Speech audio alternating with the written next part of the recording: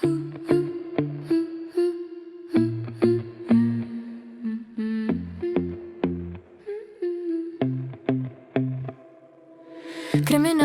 je nauka o stopách, kriminalistika je samostatný vědní obor, který slouží k ochraně občanů a státu před trestnými činy. Kriminalistika objasňuje zákonitosti vzniku, trvání a zániku stop. Kriminalistika objasňuje zákonitosti vyhledávání, shromažďování, zajišťování, zkoumání a využívání stop.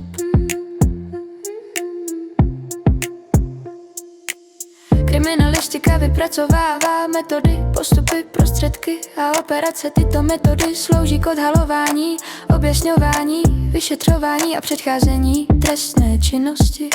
Odhalování je zjišťování skryté, latentní, organizované a utajované trestné činnosti.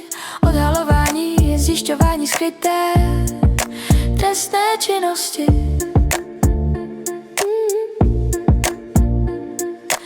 Objasňování je zjišťování podstatných skutečností o trestném činu.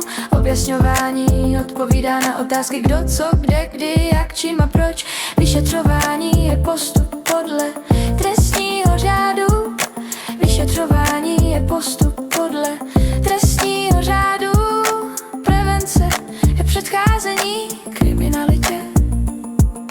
Prevence je předcházení kriminalitě.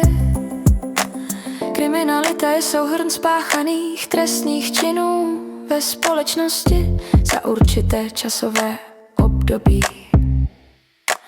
Kriminalistika je relativně mladá vědecká disciplína. Vznikla v 19. století v souvislosti s průmyslovou revolucí a růstem kriminality. Zakladatelem kriminalistiky je Hans Gross. Zakladatelem kriminalistiky je Hans Gross.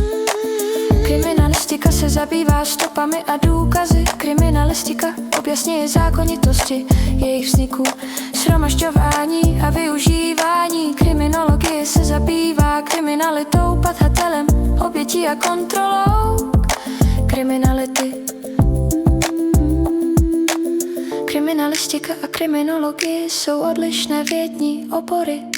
Cílem kriminalistiky je odhalování trestné činnosti. Cílem kriminalistiky je objasňování trestné činnosti. Cílem kriminalistiky je vyšetřování trestné činnosti. Cílem kriminalistiky je prevence trestné činnosti. Objasňování odpovídá na otázky kdo, co, kde, kdy, jak, čím a proč.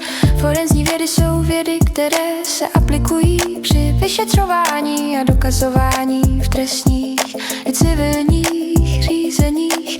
Patří sem například daktyloskopie, balistika, chemie, psychologie, psychiatrie a soudní lékařství. Forenzní vědy vznikly na základě jiných vědních oborů. Kriminalistika je samostatná věda a je řazena mezi vědy kriminální.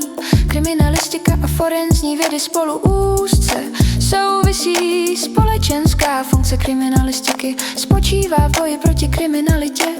Kriminalistika poskytuje metody orgánům činným v trestním řízení. Kriminalistika přispívá k humanizaci trestního řízení. Dříve bylo důkazem přiznání, dnes jsou důkazem věcné důkazy. Kriminalistika chrání občany před neoprávněným stíháním. Kriminalistika působí i v oblasti prevence kriminality.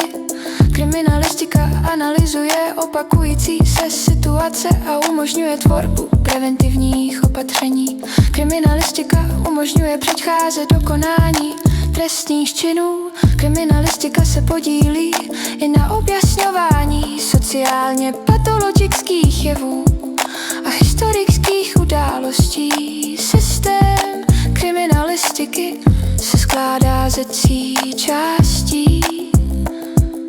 První část je úvod do kriminalistiky.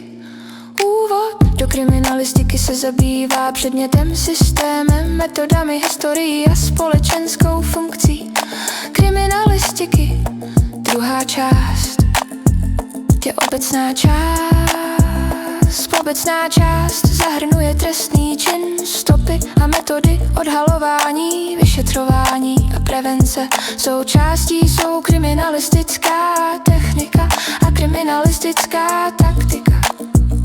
Třetí část je metodika vyšetřování. Metodika vyšetřování se zabývá postupy při vyšetřování konkrétních trestných činů.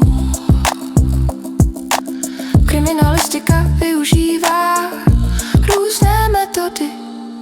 Obecné metody zahrnují pozorování, měření, cevávání, taky malý spacání metody sůčí řeky z jedných švab, obřítat stomie, rozaky, litibiologie. Specifická nekodesta nekrození kriminalistiku. Hadci jsou kriminalistickou, tyřehické meteme, například daktyloskopie, dalistiku, hypokiasologii. Hadci jsou kriminalistickou, doktická metody, například konfrontace, okutýčeny rekonstrukce, jich styl kriminalistická metoda musí spolílet vrčiky a potřebovky. Musí být žalobí se zákoně, musí být žaložby na identickém zákoně, musí být uvězlen trestní, musí být uslavená na plexi.